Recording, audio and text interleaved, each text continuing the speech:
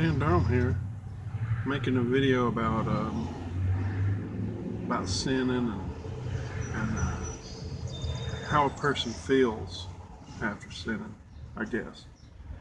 And if you're a born again Christian, saved by Jesus Christ, and you continue to sin, it about drive you nuts because there's some sins you didn't realize.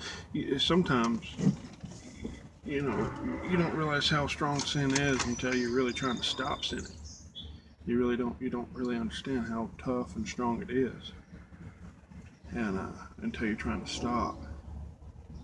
And I was reading in Second Peter, and I know this is referring to false prophets and false teachers and things.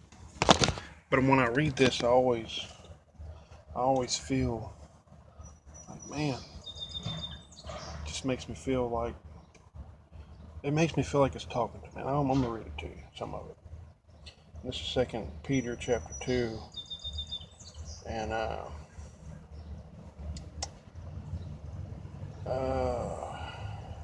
verse 10. And I know this is talking about false prophets and teachers and stuff. I know, but I'm just saying when I read it, I always consider myself. It's like, man. But here it goes. It says, but chiefly them that walk after the flesh in the lust of uncleanness, and despise government, presumptuous they are, self-willed. They are not afraid to speak evil of dignities, whereas angels, which are greater in power and might, bring not a railing accusation against them before the Lord. But these, as brute beasts, made to be taken and destroyed, speak evil of things that they understand not, and shall utterly perish in their own corruption, and shall receive the reward of unrighteousness, as that they count it pleasure to ride in the daytime. Spots they are and blemishes, sporting themselves with their own deceivings, while they feast with you, having eyes full of adultery, and that cannot cease from sin, beguiling unstable souls, and heart they have exercised with covetous practice. Cursed children, which have forsaken the right way, and are gone astray, following the way of Balaam, the son of Bosor, who loved the wages of unrighteousness, but was rebuked for his iniquity. The dumbass speaking with man's voice forbade the madness of the prophet. These are wells without water. Clouds they are, carried with a tempest, to whom the midst of darkness is reserved forever.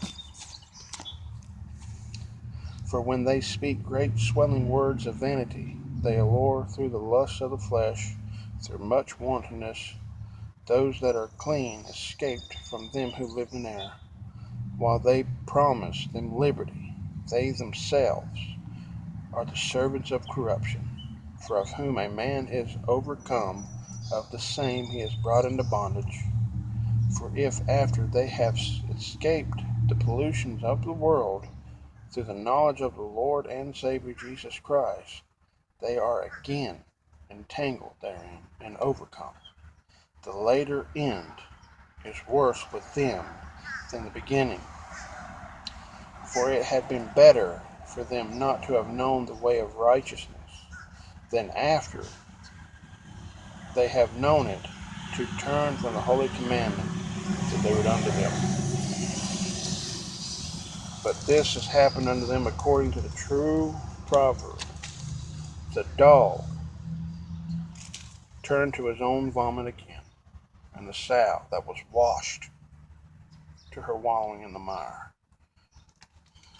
The last couple of verses, it talks, it's talking about it had been better for them not to have known the way of truth, because obviously they have known the way of truth. And entangled therein and overcome, the later end is worse with them than the beginning. And the dog turned into his vomit again. And here's another big one. And the sow that was washed to her wallowing in the mire again. It was clean. Like, man, it's tough. It's tough. You know, but I understand talking about false prophets and stuff. I understand that, but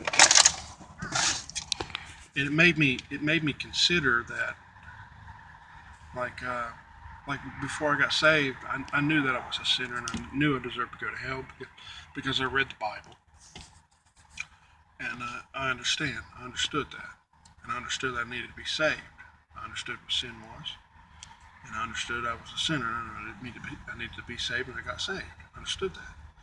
But I can tell you today, like I've said many times, probably in all my other videos, I know more today that I deserve to burn in hell more than I ever have. I know it more today. And you say, well, you're telling yourself, Dan, you got sin in your life? Well, yeah. I mean, you think about, name one Christian today who doesn't have some kind of sin. I mean, telling a lie is just, I can about tell a lie and not even think about it, you know? And in times before I'd say, well, they're just little lies. But it don't matter, man, it's still a lie. See what I mean? And sometimes you do it and not even think about it. It's just like, wow. I mean, how fast and easy it was to do that. And like I said, you really don't realize it until you try to stop them things. You try to stop them. I thank God that it's not by our works that that salvation comes by. And I'm thank God it's not by that. Because if that was, ain't no one going to heaven. Nobody. So I thank the Lord it's not by works, lest any man should boast. And I know I can't boast. Free gift. But anyways, just thought I'd make a little quick video. Just had it on my mind. If you're a saved person, you're having a hard time with sin, I mean, it's good that you feel bad about it. It's good. It means you're conscious of the sin. That's good. It's when you start doing those sins and not really feeling nothing about it. That's where the problem is. But I'm not trying to encourage anyone to sin. I'm just saying it happens.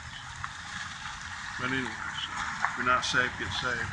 Romans 10:9, Romans 10:13, 1 Corinthians chapter 15, verse 1 through 4, tell you how to get saved according to the scriptures. Do it. God bless.